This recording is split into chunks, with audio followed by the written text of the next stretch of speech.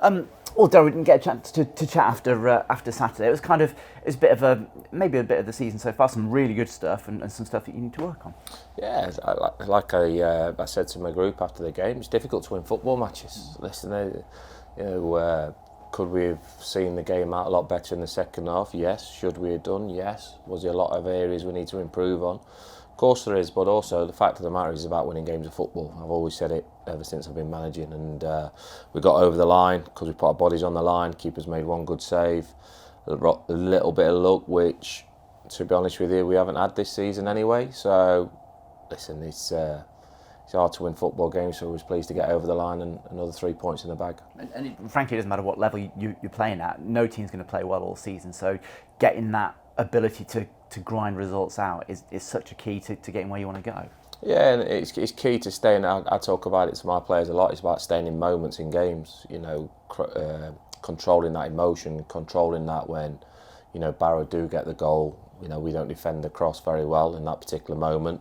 But then it's controlling the moments after that and making sure that quickly doesn't become 2 goals against us. And fair play to the lads getting over the line. Yes, it wasn't pretty at times to be able to do that, but we managed to do that. So it was another good 3 points in the bag. And is that as much a sort of a mentality as it is the organisation and everything on the pitch for those players to just be bloody minded and say, no, you're not going to get anything else? I don't believe they said, but it's football, isn't it? It's amazing that the other team have got 11 players trying to score a goal, isn't it? Listen, the fact of the matter is you never crack the game. You never crack it.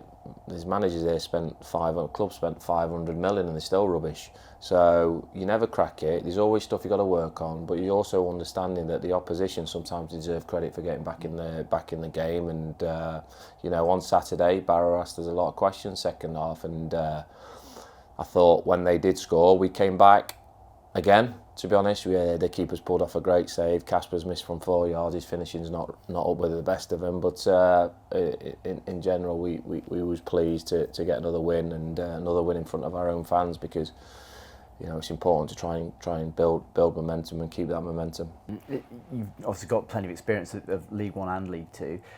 What have you made of the division so far? It's only a few games, but is it kind of what you expected it to be? Yeah, very much so. I think there's different teams that give you different problems, different physicality. Some good possession-based teams as well. So every game brings a different challenge in League One, League Two. To be honest with you, so we just have to be prepared and work hard for the course of the week to be ready for the next game, which is Colchester. It's been a good week. We had a bounce game against Cheltenham. So we've got some minutes into the boys on Tuesday, which was important. That was good, real good workout. Ollie scored a couple of goals, and that was pleasing. Great win for the academy as well on the evening, winning at Bristol City. So it's been a positive week with Saturday, but we want to build on to the final part, the key part of the jigsaw, so we call it, and that's obviously Colchester away. And I was going to ask about some of the youngsters, because you've got some of them sort of around the squad a little bit, but it's not easy to go from where somebody like Ollie is really good at his level, but coming into sort of senior teams football. How are you seeing that sort of progression for some of those young lads? Oh, listen, like Ollie, like the other boys, there's always time in the season. Ollie's obviously a young lad developing. Dan Ellison is as well, and but the pleasing thing for me is the players will go through course of the season with form, good form, bad form, on a bad run or whatever, but the attitude and the mentality is key, and the lads perform to that level. It's not easy at the minute to get into the 18. We haven't got a big squad, so they know they've got opportunities to come, and those bounce games are important to keep players' fitness level and to make sure they're ready when they are called upon, because they will be called upon. It's as simple as that. That you know the way I work anyway.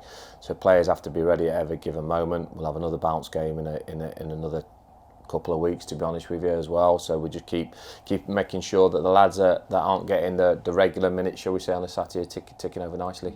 And certainly, again, not to go back to just to last Saturday, but I thought in that first half we started to see even more signs of that attacking play, the sort of the combinations, I guess you're looking a little bit more for really coming to the fore, and players stand up and creating good chances.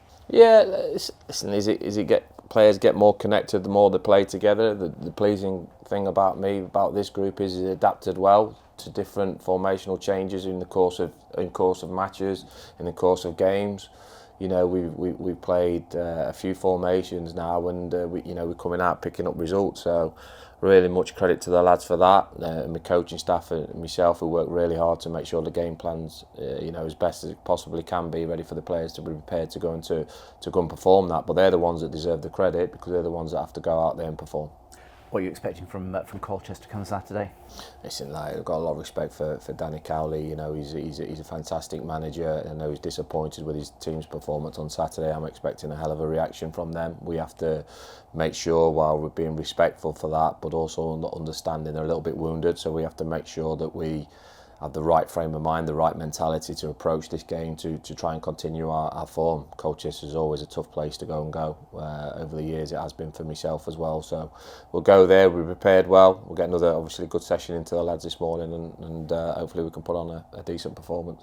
Good luck. Thank you. Clearly a lot of teams from last season coming into this one with momentum. How pleased are you, and how important was it for you guys to get this winning one together and build this momentum early?